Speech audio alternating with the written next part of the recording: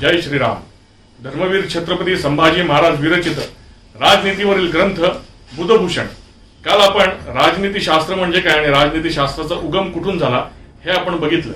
ब्रह्मदेवाने 1 लक्ष अध्यायामध्ये राजनीती शास्त्रावरचा पहिला ग्रंथ तयार केला.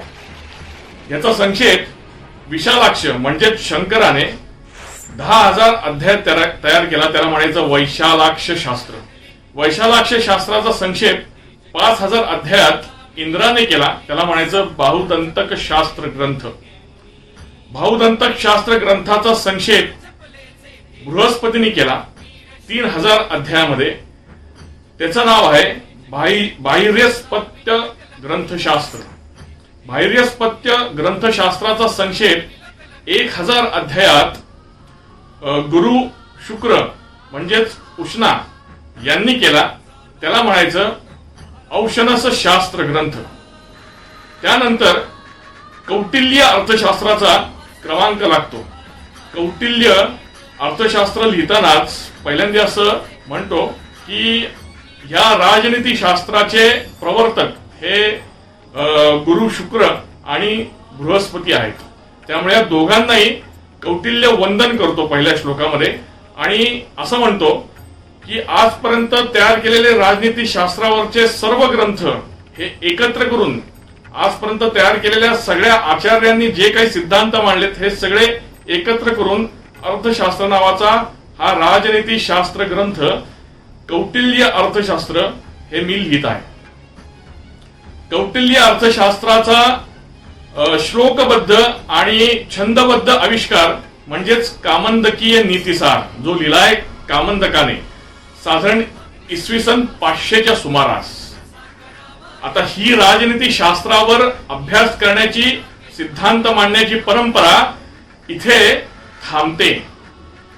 त्याच्यानंतर साधारण इसवी सन 1100 पर्यंत किरकोळ एखादा शिलालेख, काही ताम्रपट आणि पंचतंत्र, हितोपदेश सारखी काही ललित साहित्य ह्याच्यामध्ये काही प्रमाणामध्ये राजनीती शास्त्राचा उल्लेख आपल्याला सापडतो.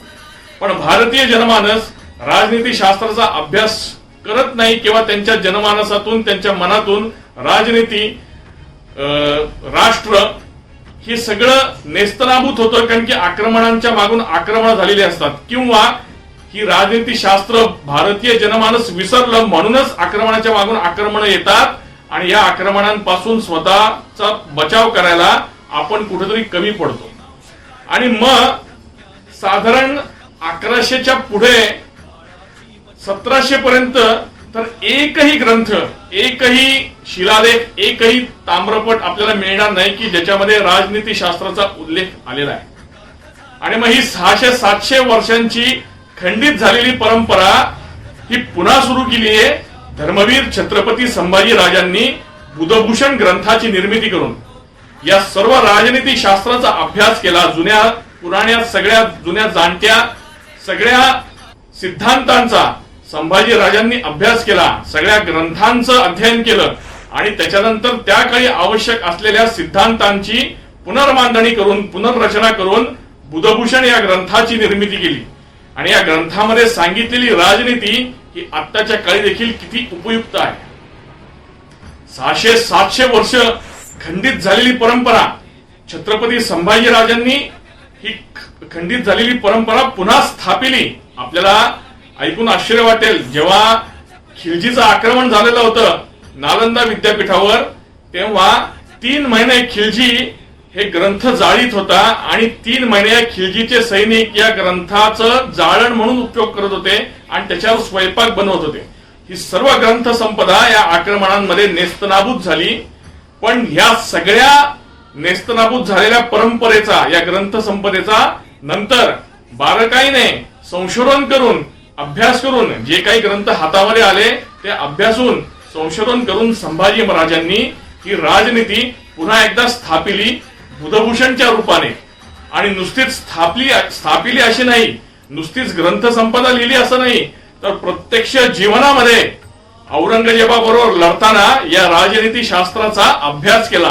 तो कसा अभ्यास केला, त्याचा राजनीती शास्त्राचा आपल्या युद्धतंत्रामध्ये, आपल्या युद्धनीतीमध्ये अवलंब केला, हे आपण कधीतरी नंतरच्या व्हिडिओमध्ये बघू, त्याच्यावरही 2-4 व्हिडिओ करता येतील.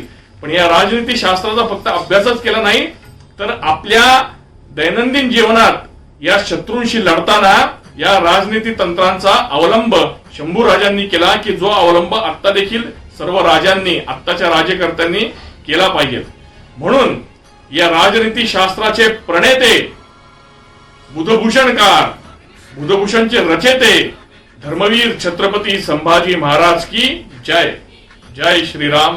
धन्यवाद. ये मुजरा करतो छत्रपती श्री संभाजी राज.